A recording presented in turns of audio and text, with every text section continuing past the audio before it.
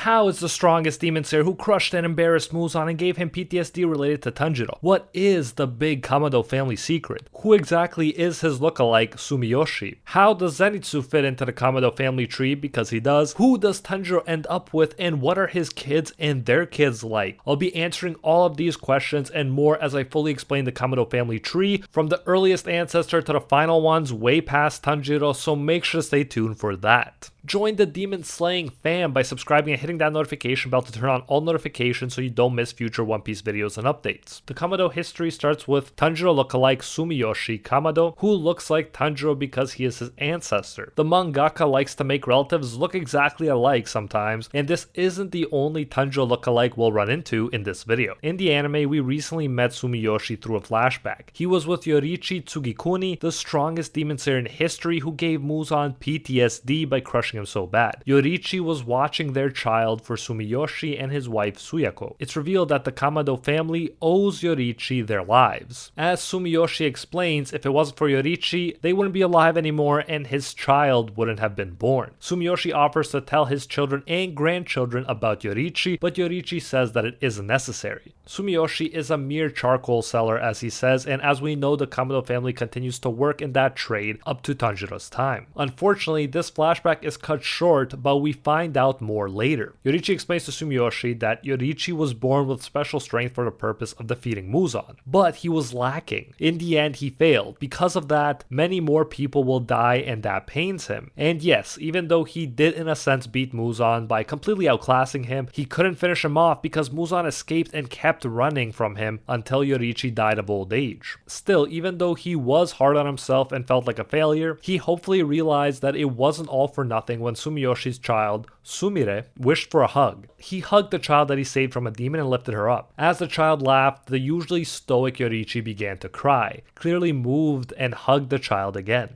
Although he couldn't save his own wife and child, hopefully he realized that he saved this child. It's thanks to him that she could be joyful like this, so his life wasn't really for nothing. Suyako stumbles upon this scene carrying another baby on her back, and since she saw him crying, she tried to cheer him up. Later, Yoriichi shows Suyako the sword forms for sun breathing after she asks to see them. Sumiyoshi watched them carefully, burning them into his memory, so not one escaped. It's going to be very useful that he did this because of ancestral inherited memory, so that Tanjiro can access it later. Sumiyoshi would go on to pass this sun breathing down through the dance of the fire god. It was after he illustrated the sword forms that Yoriichi gave Sumiyoshi his ear ornaments, aka the Hanafuda earrings that Tanjiro wears and that are so iconic when it comes to Demon Slayer. Sumiyoshi realized that Yoriichi would never come back, but now at least he had the ear ornaments and sun breathing to pass down through the Kamado family tree. So even though Yoriichi wasn't technically a Kamado, he's definitely a Kamado in spirit. He had a big impact on the family, from saving it to leaving his earrings and sun breathing with them. Eventually, through a dance of the fire god and Sumiyoshi's ancestral memories, Tanjiro will be able to beat Muzan once and for all, albeit with help. So Yoriichi really did set the groundwork for beating Muzan through the Kamado family, even if he didn't succeed in doing it during his lifetime. As Yoriichi left, Sumiyoshi said once again that he saved their lives and so they will carry on his legacy, and they did, through the Kamado family tree. Once Sumiyoshi makes it clear that Yoriichi's life wasn't meaningless and that he'll pass down the ornaments and sun breathing, Yoriichi actually smiles as he says thank you. Tanjiro similarly thanks Yoriichi eventually, saying that if it weren't for Yoriichi, he'd never have been born. Yoriichi and Sumiyoshi lived over 300 years before the main story begins. We know that thanks to Yoriichi, the family tree kept growing uninterrupted until we get to Tanjiro's dad, Tanjiro Kamado, who married Kie Kamado and had a whopping 6 kids: Tanjiro, Nezuko, Takeo,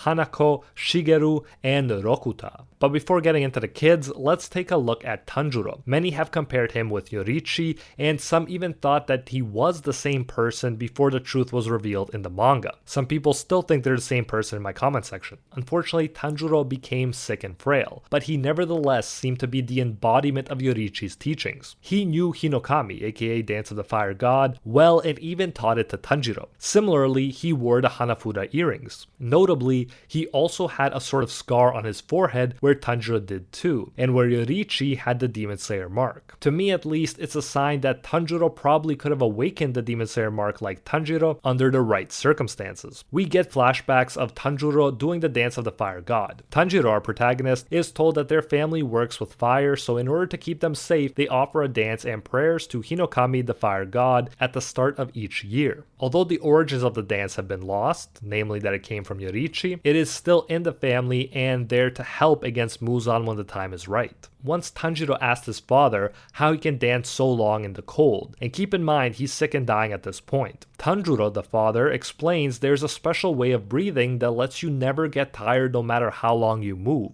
If Tanjiro actually reached this point, which it seems like he did, he was very advanced indeed, since even Tanjiro and the Hashira can't dance/fight forever. Tanjiro the father told Tanjiro, the son, to wear the earrings when he does the Kagura, aka the dance, and that he should wear them always so he doesn't lose them. He makes Tanjiro promise. Later, during his fight against Akaza, Tanjiro remembers that his father was like a plant, not temperamental at all and always calm. In other words, this is the selfless state that helps Tanjiro finally outclass Upper Moon 3 Akaza. Tanjiro remembers how his father performed the dance from sunset to sunrise, which if you think about it prepares the dancer to keep fighting Muzan until the sun comes up and defeats him. Father Tanjiro admitted to his son that he had trouble with the dance when he was young, but ironically, even though he's sick now, it's easier for him to do it because he doesn't make unnecessary movements. He tells Tanjiro what's important is proper breathing and control, making the most efficient movements to exercise the most strength. He even reveals that he can see the transparent world, and is able to open and close blood vessels and muscles as quickly and easily as blinking. This, by the way, is beyond Hashira level stuff. And just in case you thought Tanjiro's skill didn't apply in fighting, we get a scene of Tanjiro beating a giant-sized bear with a small axe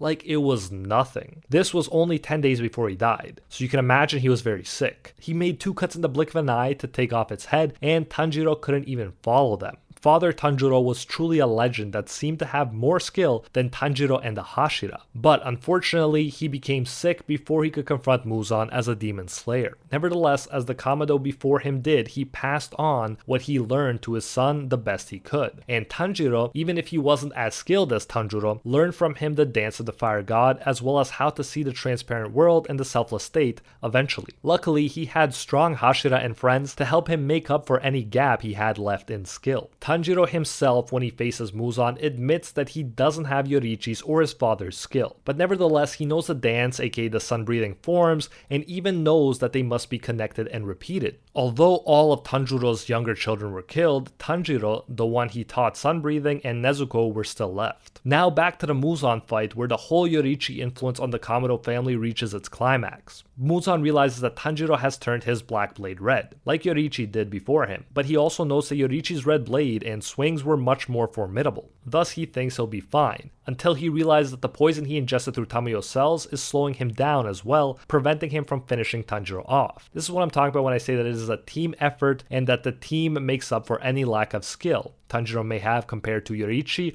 or even his father. Even Yoriichi's old attacks come into play as they continue to burn Muzan's flesh after all of these centuries. After being sufficiently weakened, Yoriichi's attacks appear visibly on Muzan's body, helping Tanjiro and everyone see where he's most vulnerable. After a lot of teamwork, they end up holding off Muzan long enough for the sun to come up and do its work. Finally, the Kamado family has completed their mission of finishing what Yoriichi started, even if it took over 300 years. But that's not the end of the family tree, since Tanjiro gets married and has children, and they have children, and so on and so on. More specifically, Tanjiro ends up with Kanao, and they have children, and Nezuko ends up with Zenitsu, and they have children. Chapter 205 is a big time skip that takes us all the way to modern day Tokyo, where we meet Tanjiro's descendants, Kanata, who looks like the male version of Kanao, and Sumihiko, who, like Sumiyoshi, is another Tanjiro clone. And it's nice that he even has the Sumi in his name as well. Kanata says what he thinks right away and has no girlfriend, we're told in the extended ending, while Sumihiko dreams to work in a zoo, and he likes slow low-rises. 4 of Nezuko and Zenitsu's descendants are featured in the extended ending, including Toko, who looks like Nezuko,